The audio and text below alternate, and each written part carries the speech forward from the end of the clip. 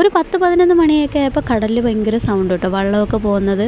അപ്പോൾ ചേട്ടനെ പറഞ്ഞിട്ടുണ്ടായിരുന്നു ഞാൻ പോകുന്നുണ്ട്, കാരണം കണവയൊക്കെ ഉണ്ടെന്നൊക്കെ പറഞ്ഞിട്ട് വള്ളമൊക്കെ പോകുന്നുണ്ടെന്ന്. ഈ സമയമൊക്കെ അവർ കടലിൽ പോകുമ്പോൾ ഞാനും പോയി ജസ്റ്റ് ഒന്ന് നോക്കി നിൽക്കും കേട്ടോ. ഞാൻ മാത്രമല്ല, ഒട്ടുമിക്ക ആൾക്കാരൊക്കെ ഇങ്ങനെ പോയി നിൽക്കും. കാരണം വള്ളമൊക്കെ നല്ല കടലൊക്കെ ഉള്ള സമയമാണ് ഈ കർക്കിടക സമയം എന്ന് പറയുന്നത്. അപ്പോൾ വള്ളമൊക്കെ സേഫായിട്ട് പോകുന്നുണ്ടോ എന്ന് നോക്കാൻ വേണ്ടിയിട്ട് പോയി നിന്നിട്ടുണ്ടായിരുന്നു. അങ്ങനെ ചേട്ടൻ പിന്നെ ഈവനിങ് ഒക്കെ ആയപ്പോൾ വന്നു കേട്ടോ. വന്നപ്പോൾ കൊണ്ടുവന്ന മീനാണിത്, ഈ ഒരു മീൻ. ഇത് നമ്മുടെ ഇവിടെ ക്ലാത്തി എന്നൊക്കെ കേട്ടോ പറയുന്നത്.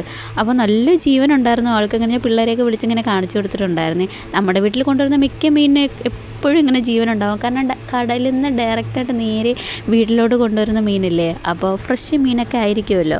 അങ്ങനെ ആ മീനിൻ്റെ കാര്യങ്ങളൊക്കെ നോക്കി കഴിഞ്ഞിട്ട് ഞങ്ങൾക്കൊന്ന് ചിറയൻകീഴ് വരെ പോകണമായിരുന്നേ. അപ്പോൾ ചിറയൻകീഴ് പോയപ്പോഴാണ് ചിറയൻകീഴ് പാലമൊക്കെ റെഡി ആയിട്ടുണ്ടായിരുന്നു. റോഡൊക്കെ നല്ല സ്മൂത്തായിട്ട് കിടപ്പുണ്ടായിരുന്നു. അങ്ങനെ ഞങ്ങൾ നേരെ പോയത് ഒരു ഫ്രിഡ്ജ് മേടിക്കാൻ വേണ്ടിയിട്ടാണ് കേട്ടോ. എൻ്റെ വീട്ടിലത്തേക്ക് ഒരു ഫ്രിഡ്ജ് മേടിക്കാനാണ് പോയത്, ചേട്ടൻ്റെ വീട്ടിലേക്കല്ല, എൻ്റെ അവിടുത്തെ വീട്ടിലോട്ട്. അപ്പോൾ അവിടെ പോയി കുറേ ഫ്രിഡ്ജൊക്കെ ഇങ്ങനെ നോക്കി. അങ്ങനെ അവസാനം നോക്കി ഞങ്ങളൊരു ഫ്രിഡ്ജ് ഫിക്സ് ചെയ്തു കേട്ടോ. ഈ ഒരു ഫ്രിഡ്ജാട്ടോ നമ്മൾ മേടിച്ചത്. സാധാരണ ഒരു നോർമൽ ഫ്രിഡ്ജായിരുന്നു. അങ്ങനെ ഫ്രിഡ്ജൊക്കെ മേടിച്ച് ഞങ്ങൾ കഴിക്കാൻ കുറച്ച് ഫുഡൊക്കെ മേടിച്ചിട്ട് ഞങ്ങൾ നേരെ വീട്ടിലോട്ട് പോയി. അപ്പോൾ അത്രയും ഉണ്ടായിരുന്നല്ലോ വീഡിയോ. അതിൽ കാണുന്നവർ ചാനൽ സബ്സ്ക്രൈബ് ചെയ്ത് സപ്പോർട്ട്